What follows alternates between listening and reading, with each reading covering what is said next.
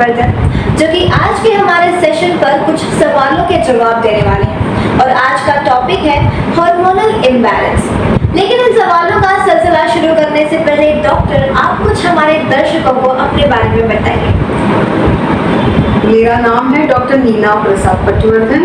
मैं एक obstetrician and gynaecologist हूँ और साउथ मुंबई में Bhatia hospital, Apollo Spectra hospital, Saint Elizabeth hospital, कंबालाई ACR हॉस्पिटल, यहाँ पे मैं कंसल्टेंट ऑब्स्टेट्रिशियन एंड गायनेकोलॉजिस्ट से काम करती हूँ और टाटा एम्प्लॉयज़ की मैं कंसल्टेंट गायनेक। जी डॉक्टर, तो डॉक्टर वो ऐसा कौन सा पल था जब आपने डॉक्टर बनने का फैसला किया था?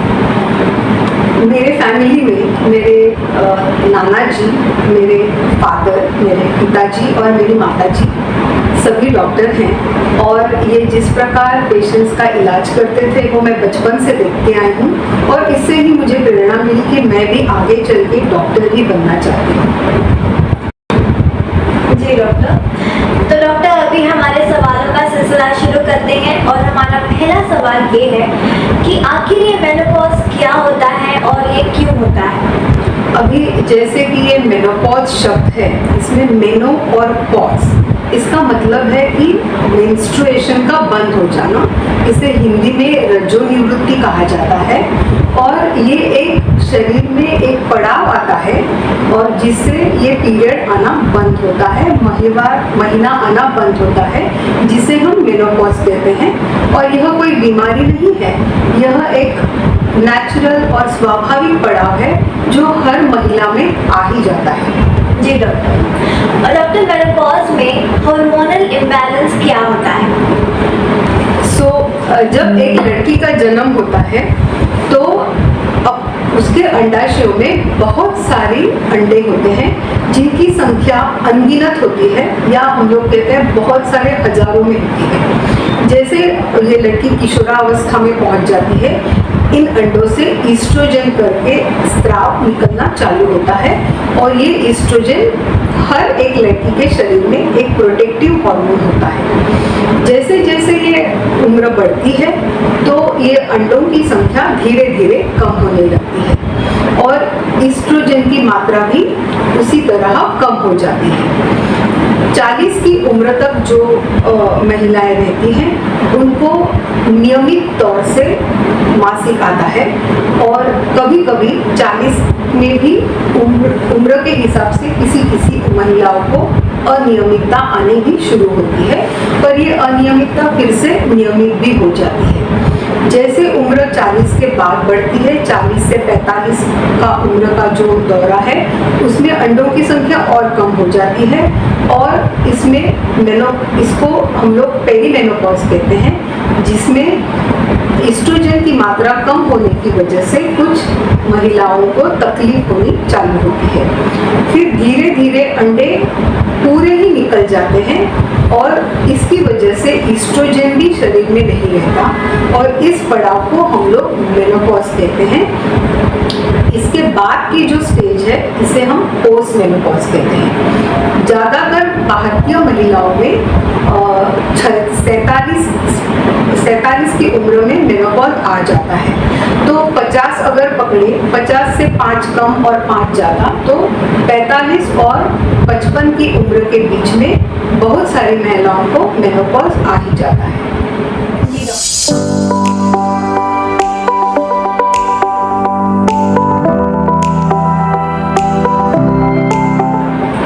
तो बढ़ते हैं हमारे अगले सवाल पर, जो कि है कि डॉक्टर हार्मोनल इम्बैलेंस कब होते हैं और ये क्यों होते हैं?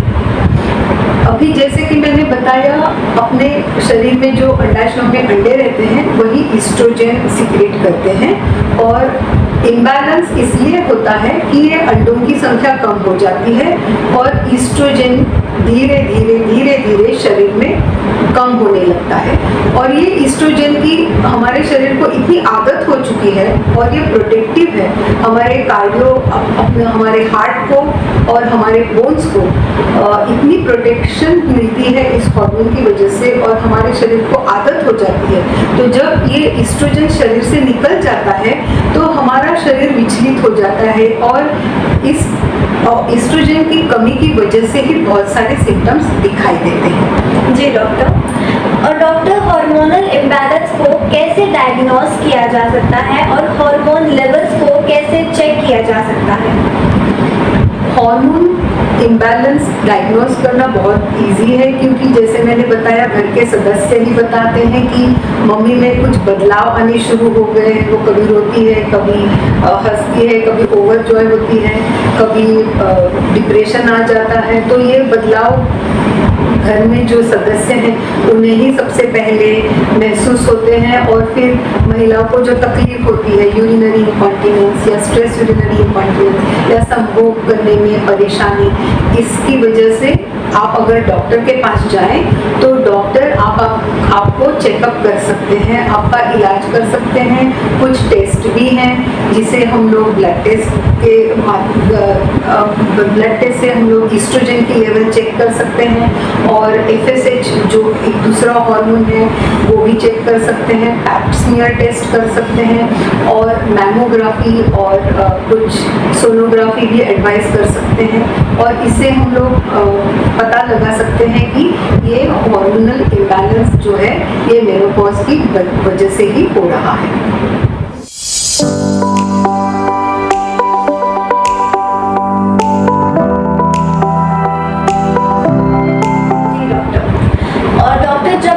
की डेट्स आती हैं, जब उनको पीरियड्स आते हैं, तो हार्मोनल चेंजेस की वजह से उन पर पीरियड्स का क्या असर पड़ता है?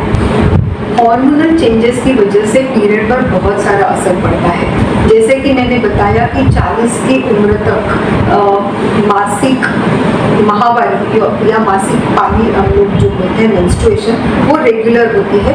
बहुत कम महिलाओं को कभी कभी अनियमितता भी महसूस होती है, पर वो वापस नियमित भी हो जाती है।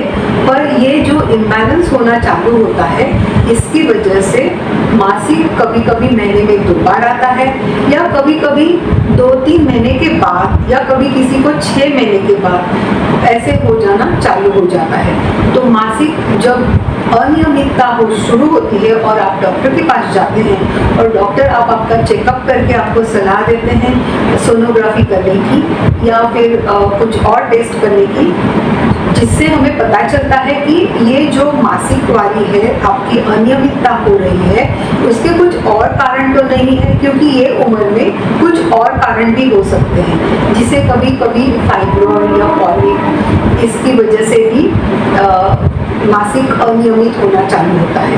तो हार्मोन टेस्ट और ये सोनोग्राफी दोनों करके डॉक्टर आपको सलाह दे सकते हैं कि आपको एग्जैक्टली क्या हुआ है, क्या प्रॉब्लम है, और एक बार डायग्नोसिस हो गया तो आपका इलाज भी कर सकते हैं। जी डॉक्टर। और डॉक्टर, हार्मोनल चेंजेस का इलाज करने के लिए कौन से ट्रीटमेंट हैं? हार्मोन जो कम होते हैं या असंतुलित होते हैं, जिसे हम रजोनिवृत्ति कहते हैं हिंदी में, इसके बहुत सारे इलाज या ट्रीटमेंट मौजूद है। अभी जैसे मैंने बताया कि ये बीमारी नहीं है, ये एक स्वाभाविक पड़ाव है और इसे हर महिलाओं को गुजरना पड़ता है। तो ये प्रॉब्लम जो मैंने बताया सभी महिलाओं को नहीं होते, किसी महिलाओं को ही होते हैं, और किसी को बहुत ज़्यादा होते हैं और किसी को बहुत कम भी होते हैं। तो इसके इलाज करने का जो तरीका है वो हमें बहुत सारे डिफरेंट मोडालिटीज़ में किया जा सकता है, जैसे कि डाइट जो महत्वपूर्ण है, और लाइफस्टाइल चेंजेस भी बहुत महत्वपूर्ण है, और कोई दवाइयाँ ऐसी है जो बिना हार्मोन की है, ये भी कुछ फायदेमंद होती है, और कभी कभी हार्मोन ट्रीटमेंट भी दिया जा सकता है, जिसे हम हार्मोन रिप्लेसमेंट थेरेपी कहते हैं। तो ये सारी चीज़ें जो है जो आपको आपके तकलीफ से आराम दे सकती है और आपका जीवन सुखमय कर सकती है। जी डॉक्टर। और डॉक्टर, एक्सरसाइज का क्या महत्वपूर्ण है? संतुलित आहार के साथ साथ ही लाइफस्टाइल चेंजेस, जिसमें हम लोग बोलते हैं कि योगा करें या एक्सरसाइज करें, क्योंकि इनका बहुत महत्वपूर्ण भाग है मेनोपॉज के दौरान गुजरने के लिए। इनमें ये होता है कि जो एक्सरसाइज जैसे कि एरोबिक एक्सरसाइजेस हैं, स्ट्रेचिंग है, स्ट्रेंथनिंग एक्सरसाइजेस हैं, इससे हड्डियां मजबूत होती हैं, मसल्स को पावर मिलती है, है, स्ट्रेंथनिंग मिलती है और फिर जो ऑस्टियोपोरोसिस की शुरुआत होती है मेनोपॉज के दौरान, उसमें बहुत सहायता होती है कि ऑस्टियोपोरोसिस ना हो। इसके लिए एक्सरसाइज बहुत ज़रूरी है और एक्सरसाइज के साथ साथ दूसरी लाइफस्टाइल चेंजेस भी बहुत महत्वपूर्ण है, जैसे कि हम खाने पीने का जो हमारा टाइम रहता है वो भी संभाल ले और इनके साथ साथ नियमित रूप से कुछ एक्सरसाइज करें, जो योगा के एक्सरसाइज हो या वेट बेयरिंग एक्सरसाइजेस हो। और कोई किसी को एक्यूपंक्चर या एक्यूप्रेशर या बॉडी मसाज से भी फायदा होता है। तो ये सब अपनी हड्डियाँ और मसल्स स्ट्रेंथनिंग के लिए बहुत ही इम्पोर्टेंट है। इसके लिए हमें संतुलित आहार के साथ साथ रोज नियमित रूप से एक्सरसाइज करना जरूरी है। अगर हम 30 या मिनट या 45 मिनट रोज एक्सरसाइज करें या एक साथ करें या 10-10 मिनट ऐसे 3 भागों में करें, वो भी चल जाता है। एक्सरसाइजेस में एक कीगल एक्सरसाइजेस भी होते हैं, जिसे अगर हम सोचें कि नीचे के अंग में हमारा जो शरीर का हिस्सा है, अगर हम उसे खींचकर ऊपर ले और खींचकर ऊपर रख के वो हम 10 अंक गिने, 10 अंक गिनने के बाद अगर हम रिलैक्स करें, इसे कहते हैं कीगल एक्सरसाइज। अगर ये हम लोग इसे एक एक्सरसाइज जैसे हम दिन में 30 बार करें तो भी ये फायदेमंद होता है। जैसे यूरोजेनाइटल वीकनेस होती है या नीचे का अंग ढीला पड़ जाता है, ये ढीला ना पड़े या इनकॉन्टिनेंस ना हो, स्ट्रेस इनकॉन्टिनेंस ना हो, इसके लिए कीगल एक्सरसाइज बहुत महत्वपूर्ण है और इसे भी नियमित रूप से ही किया जा सकता है और इसे करने से बहुत ही फायदा होता है। जी डॉक्टर, तो वक्त आ गया है एक छोटी सी ब्रेक का। हम फिर मिलेंगे कुछ ही मिनट्स में।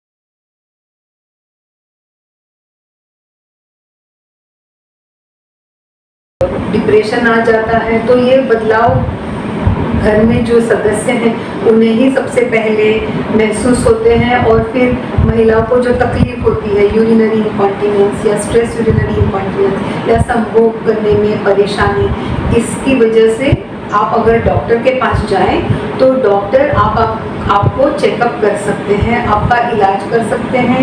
कुछ टेस्ट भी हैं जिसे हम लोग ब्लड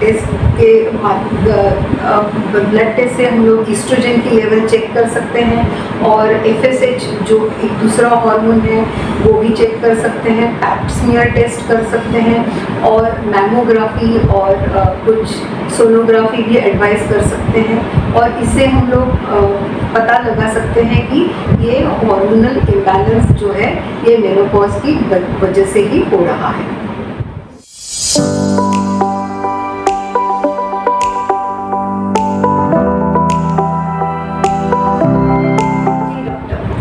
और डॉक्टर, जब वुमेन्स की डेट्स आती हैं, जब उनको पीरियड्स आते हैं, तो हार्मोनल चेंजेस की वजह से उन पर पीरियड्स का क्या असर पड़ता है? हार्मोनल चेंजेस की वजह से पीरियड पर बहुत सारा असर पड़ता है। जैसे कि मैंने बताया कि 40 की उम्र तक मासिक माहवारी या मासिक पानी हम लोग जो बोलते हैं मेंस्ट्रुएशन, वो रेगुलर होती है। बहुत कम महिलाओं को कभी कभी अनियमितता भी महसूस होती है, पर वो वापस नियमित भी हो जाती है। पर ये जो इम्बैलेंस होना चालू होता है, इसकी वजह से मासिक कभी कभी महीने में 2 बार आता है, या कभी कभी 2-3 महीने के बाद, या कभी किसी को 6 महीने के बाद ऐसे हो जाना चालू हो जाता है। तो मासिक जब अनियमितता हो शुरू होती है और आप डॉक्टर के पास जाते हैं और डॉक्टर आपका चेकअप करके आपको सलाह देते हैं सोनोग्राफी करने की या फिर कुछ और टेस्ट करने की, जिससे हमें पता चलता है कि ये जो मासिक वारी है आपकी अनियमितता हो रही है, उसके कुछ और कारण तो नहीं है, क्योंकि ये उम्र में कुछ और कारण भी हो सकते हैं, जिसे कभी कभी फाइब्रॉइड या पॉलिप, इसकी वजह से भी मासिक अनियमित होना चालू होता है। तो हार्मोन टेस्ट और ये सोनोग्राफी दोनों करके डॉक्टर आपको सलाह दे सकते हैं कि आपको एग्जैक्टली क्या हुआ है, क्या प्रॉब्लम है, और एक बार डायग्नोसिस हो गया तो आपका इलाज भी कर सकते हैं। जी डॉक्टर। और डॉक्टर, हार्मोनल चेंजेस का इलाज करने के लिए कौन से ट्रीटमेंट हैं? हार्मोन जो कम होते हैं या असंतुलित होते हैं, जिसे हम रजोनिवृत्ति कहते हैं हिंदी में, इसके बहुत सारे इलाज या ट्रीटमेंट मौजूद है। अभी जैसे मैंने बताया कि ये बीमारी नहीं है, ये एक स्वाभाविक पड़ाव है और इसे हर महिलाओं को गुजरना पड़ता है। तो ये प्रॉब्लम जो मैंने बताया ये सभी महिलाओं को नहीं होते, किसी महिलाओं को ही होते हैं और किसी को बहुत ज़्यादा होते हैं और किसी को बहुत कम भी होते हैं। तो इसके इलाज करने का जो एक तरीका है वो हमें बहुत सारे डिफरेंट मोडालिटीज़ में किया जा सकता है, जैसे कि डाइट जो महत्वपूर्ण है और लाइफस्टाइल चेंजेस भी बहुत महत्वपूर्ण है, और कोई दवाइयाँ ऐसी है जो बिना हार्मोन की है, ये भी कुछ फ़ायदेमंद होती है, और कभी कभी हार्मोन ट्रीटमेंट भी दिया जा सकता है, जिसे हम हार्मोन रिप्लेसमेंट थेरेपी कहते हैं। तो ये सारी चीज़ें जो है जो आपको आपके तकलीफ से आराम दे सकती है और आपका जीवन सुखमय कर सकती है। जी डॉक्टर। और डॉक्टर, एक्सरसाइज का क्या महत्वपूर्ण है? संतुलित आहार के साथ साथ ही लाइफस्टाइल चेंजेस, जिसमें हम लोग बोलते हैं कि योगा करें या एक्सरसाइज करें, क्योंकि इनका बहुत महत्वपूर्ण भाग है मेनोपॉज के दौरान गुजरने के लिए। इनमें ये होता है कि जो एक्सरसाइज जैसे कि एरोबिक एक्सरसाइजेस हैं, स्ट्रेचिंग है, स्ट्रेंथनिंग एक्सरसाइजेस हैं, इससे हड्डियाँ मजबूत होती हैं, मसल्स को पावर मिलती है, स्ट्रेंथनिंग मिलती है, और फिर जो ऑस्टियोपोरोसिस की शुरुआत होती है मेनोपॉज के दौरान, उसमें बहुत सहायता होती है कि ऑस्टियोपोरोसिस ना हो।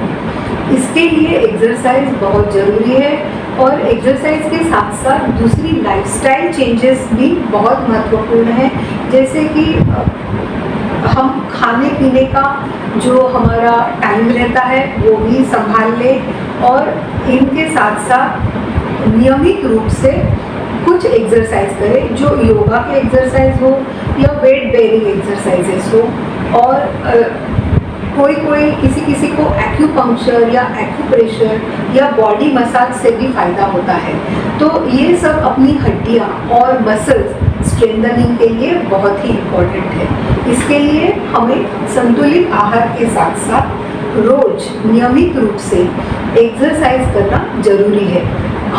अगर हम 30 या मिनट या 45 मिनट रोज एक्सरसाइज करें, या एक साथ करें या 10-10 मिनट ऐसे 3 भागों में करें, वो भी चल जाता है। एक्सरसाइजेस में एक कीगल एक्सरसाइजेस भी होते हैं, जिसे अगर हम सोचें कि नीचे के अंग में हमारा जो शरीर का हिस्सा है, अगर हम उसे खींचकर ऊपर ले और खींचकर ऊपर रख के वो हम 10 अंक गिने, 10 अंक गिनने के बाद अगर हम रिलैक्स करें, इसे कहते हैं कीगल एक्सरसाइज। अगर ये हम लोग इसे एक एक्सरसाइज जैसे हम दिन में 30 बार करें तो भी ये फायदेमंद होता है। जैसे यूरोजेनाइटल वीकनेस होती है या नीचे का अंग ढीला पड़ जाता है, ये ढीला ना पड़े या इनकॉन्टिनेंस ना हो, स्ट्रेस इनकॉन्टिनेंस ना हो, इसके लिए कीगल एक्सरसाइज बहुत महत्वपूर्ण है और इसे भी नियमित रूप से ही किया जा सकता है और इसे करने से बहुत ही फायदा होता है। जी डॉक्टर, तो वक्त आ गया है एक छोटी सी ब्रेक का। हम फिर मिलेंगे कुछ ही मिनट्स में।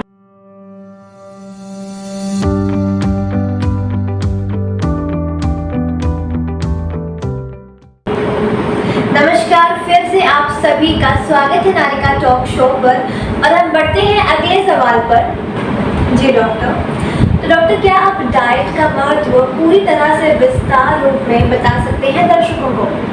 डाइट एक बहुत महत्वपूर्ण भाग है ट्रीटमेंट का और इन महिलाओं को अगर संतुलित आहार नियमित रूप से अगर ये सेवन करें, जिसमें बहुत सारे हरी सब्जियां, फ्रेश फ्रूट मौजूद हो और हाई फाइबर डाइट ले, तो इनको तकलीफ कम होती है। हाई फाइबर डाइट से दूसरा फायदा ये होता है कि ये बहुत सारे टाइम अपने शरीर में, पेट में रहती है और ये फुलनेस का महसूस करती है, जिससे भूख ज़्यादा जल्दी नहीं लगती और इससे मोटापा कंट्रोल करने में मदद होती है।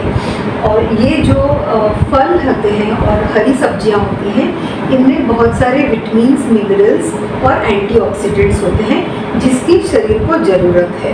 एंटीऑक्सीडेंट से शरीर में थकान महसूस नहीं होती, काम करने में आसानी होती है और हरी सब्जियां और फलों में जो दूसरे गुण हैं, इससे शरीर को ताकत मिलती है, हमारी हड्डियों को भी ताकत मिलती है। इसके साथ साथ हमें कैल्शियम और मैग्नीशियम रिच फूड का सेवन करना चाहिए और ये कैल्शियम और मैग्नीशियम रिच फूड हमें दूध से मिलता है।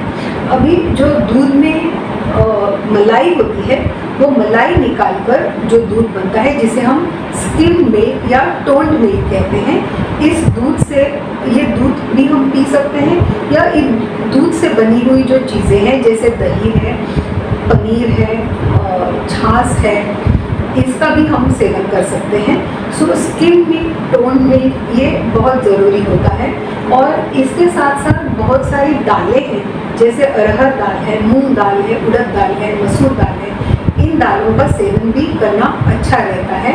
इनमें बहुत सारे प्रोटीन्स होते हैं, कैल्शियम और मैग्नीशियम भी बहुत मात्रा में होते हैं, जिसकी शरीर को ज़रूरत होती है। अभी जो स्वीटनर बाहर बाज़ार में मिलते हैं, स्वीटनर दही, ये हम इस्तेमाल नहीं कर पा सकते और भारतीय महिलाओं में ज़्यादा मात्रा में दूध का सेवन करने से भी कभी कभी किसी महिलाओं को गैसेस हो जाते हैं या फिर पेट फूल जाता है।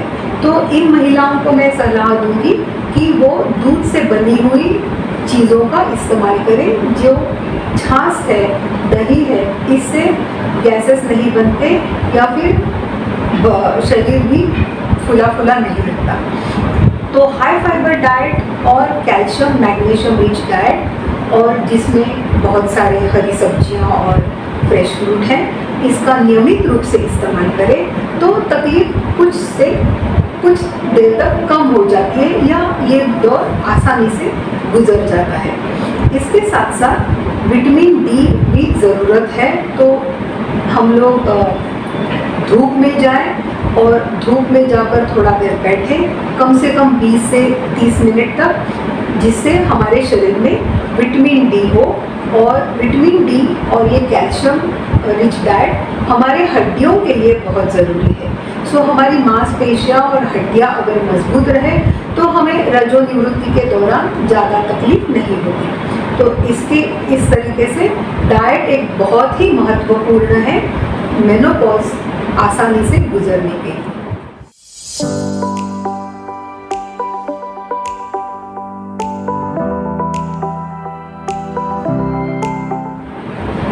जी डॉक्टर, और डॉक्टर महिलाओं को मेनोपॉज के दौरान इन डाइट्स और एक्सरसाइज की वजह से भी कुछ फ़ायदा नहीं दिख रहा है, तो उनके लिए ऐसी कोई दवाइयाँ हैं जो उन्हें और बेहतर बना सके?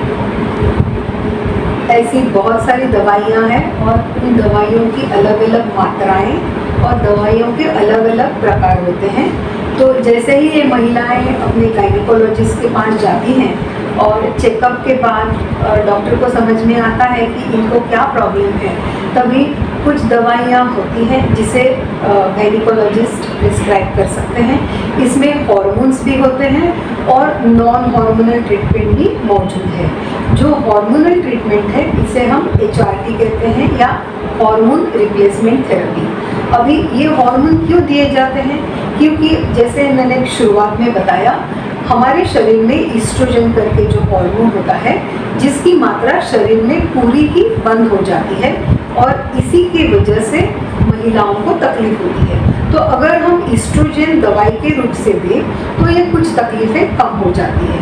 और ईस्ट्रोजन के साथ साथ दूसरा हार्मोन भी है जिसे प्रोजेस्टेरोन कहते हैं। तो ईस्ट्रोजन और प्रोजेस्टेरोन दोनों ही दवाइयाँ मौजूद है जिसका सेवन करके महिलाओं की तकलीफें कम हो सकती है।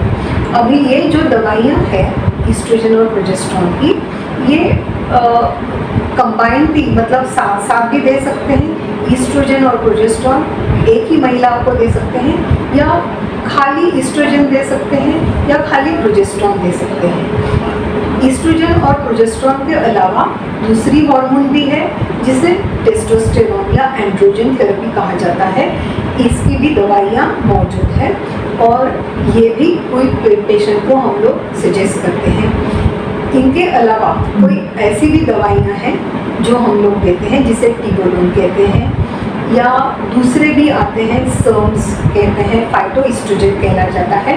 ये फाइटोइस्ट्रोजन जो होते हैं ये प्लांट इस्ट्रोजन होते हैं, जिसे दूसरा नाम इसका ये भी है जो हमारे शरीर में जो इस्ट्रोजन होता है इसकी सिमिलर प्रॉपर्टीज़ ये प्लांट इस्ट्रोजन में होती है, पर ये वीक इस्ट्रोजन होते हैं और इनके सेवन से भी बहुत सारी महिलाओं को फ़ायदा होता है। तो हर एक महिला को इस्ट्रोजन या प्रोजेस्टेरोन या कंबाइंड इस्ट्रोजन प्रोजेस्टेरोन देने की ज़रूरत नहीं होती है। बहुत सारी महिलाओं को नॉन हार्मोनल ट्रीटमेंट से भी फ़ायदा हो सकता है। जी धन्यवाद डॉक्टर। और डॉक्टर, क्या महिलाओं को HRT ट्रीटमेंट अलग अलग तरीके से भी दिया जा सकता है? हाँ, जैसे कि मैंने बताया, ये हार्मोन रिप्लेसमेंट थेरेपी है जिसमें हम दो हार्मोन का यूज़ करते हैं, ईस्ट्रोजन और प्रोजेस्टेरोन, और ये अलग अलग तरीके से अलग अलग मात्रा में भी दिया जा सकता है। जिन महिलाओं का यूट्रस निकाल दिया गया है, यानी कि जिनकी सर्जरी की गई है, हिस्टेरेक्टोमी की गई है, या फिर इनका शरीर कुछ ऐसी कारण से नीचे आया हो, इसके लिए निकाल दिया गया है, ऐसे महिलाओं में जिनमें यूट्रस नहीं है, इनको हम खाली ईस्ट्रोजन दे सकते हैं। इनको प्रोजेस्टेरोन देने की ज़रूरत नहीं होती है। तो ये only one hormone, that is oestrogen hormone से भी हम लोग इनकी ट्रीटमेंट कर सकते हैं। और जिनके शरीर में यूट्रस है, गर्भाशय है और इनका उम्र भी कम है, जो 50 से ये महिलाएं कम उम्र की हैं, इनको हम लोग HRT जो ईस्ट्रोजन और प्रोजेस्टेरोन दोनों कंबाइंड हार्मोन जिसमें मौजूद है, ऐसी ट्रीटमेंट दे सकते हैं। अब ये ट्रीटमेंट की अलग अलग, जैसे मैंने बताया, मोडालिटीज़, यानी कि ये बहुत डिफरेंट तरीके में मौजूद है। जैसे हम लोग ईस्ट्रोजन की बात करें तो ये transdermal patches, oestrogen gel, oestrogen cream, oestrogen ring, oestrogen vaginal cream और ईस्ट्रोजन की टैबलेट्स, इन सारी डिफरेंट मोडालिटीज़ में बाज़ार में है। तो हम ये महिलाओं को, डिफरेंट महिलाओं को, जैसे जिसका चेकअप करने के बाद हम तय करते हैं कि इनको क्या फ़ायदेमंद हो सकता है। प्रोजेस्टेरोन भी अलग अलग तरीके से उपलब्ध है, तो ये भी अलग अलग तरीके से दिया जा सकता है।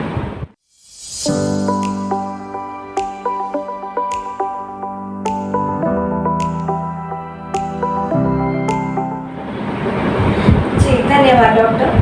तो जैसे कि हमने अभी ट्रीटमेंट्स की बात की, तो डॉक्टर, महिलाओं के ऊपर जब ये ट्रीटमेंट्स होती हैं तो इन पर क्या असर पड़ता है और क्या बेनिफिट्स हैं?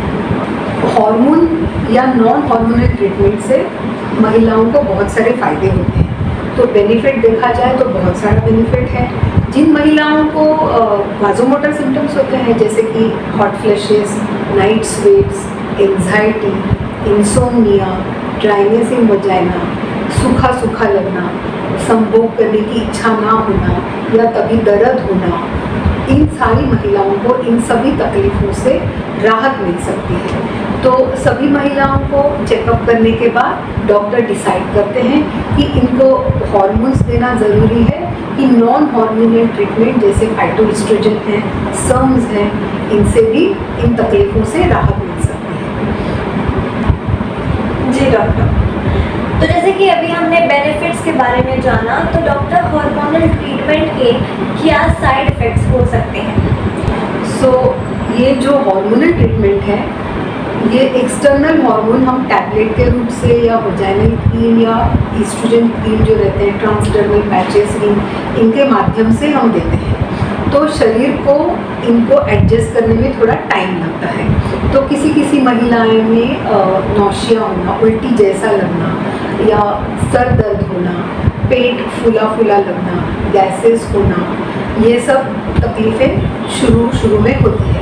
तो ये सब चीज़ें पहले 3 महीने में कंट्रोल में आ जाती है और शरीर को आदत पड़ जाती है इन हार्मोन्स की। तो बहुत सारी महिलाओं को 3 महीने के बाद ये तकलीफ नहीं होती। जी डॉक्टर, तो डॉक्टर क्या हार्मोनल रिप्लेसमेंट थेरेपी शुरू करने में कोई रिस्क है? रिस्क है, एक कैंसर का बड़ा रिस्क होता है और ये कैंसर ऑफ द ब्रेस्ट का रिस्क होता है। तो हम हार्मोन रिप्लेसमेंट थेरेपी देने से पहले कुछ टेस्ट करवाते हैं, जैसे मैमोग्राफी मैंने बोला, मैमोग्राफी, पैप स्मीयर और सोनोग्राफी और कुछ ब्लड टेस्ट ये करना ज़रूरी होता है। और दूसरा रिस्क ये होता है कि खून में गांठ आ जाती है जिसे ब्लड क्लॉट्स कहते हैं, जिसे वीनस थ्रोम्बोएम्बोलिज्म भी कहते हैं। ये बहुत बड़ा रिस्क होता है और हार्ट डिसीज़ भी हो जाता है और ऑस्टियोपोरोसिस भी हो जाता है। और किसी किसी पेशेंट में स्ट्रोक भी होने का रिस्क होता है, जहाँ अपने मस्तिष्क में ब्लड क्लॉट हो जाता है और वो फट जाता है, जिसे हम लोग स्ट्रोक कहते हैं। एक और बार फिर आपका शानदार जवाब रहा और हम बहुत ही ज़्यादा आभारी हैं कि आप हमारे नारिका टॉक शो पर आए। शुक्रिया। तो जाने से नहीं, आइए तो मिलते हैं फिर एक अगले सेशन में और भी दिलचस्प टॉपिक के साथ। तब तक के लिए stay tuned, stay healthy, stay happy.